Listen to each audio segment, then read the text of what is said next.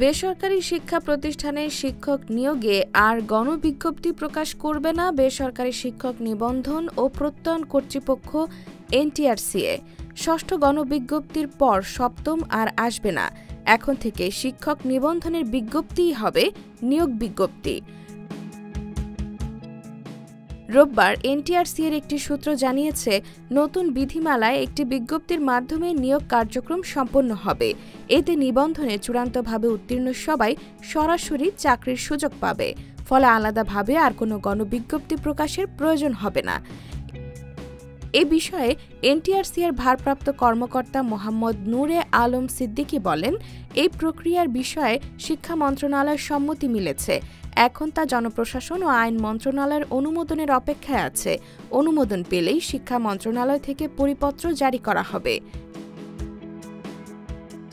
সূত্র বলছে, নতুন নিয়মে ১৯তম নিবন্ধন নামে কোনো বিজ্ঞপ্তি থাকবে না। বিসিএস এর মতো যত পদ ততজনকে উত্তীর্ণ করে সরাসরি নিয়োগ দেওয়া হবে। বয়স গণনা হবে বিজ্ঞপ্তি প্রকাশের দিন থেকে।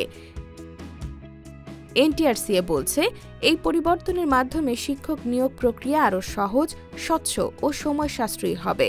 চাকরি প্রার্থীদের ভোগান্তিও অনেকটাই কমে আসবে বলে মনে করছে সংশ্লিষ্ট মহল।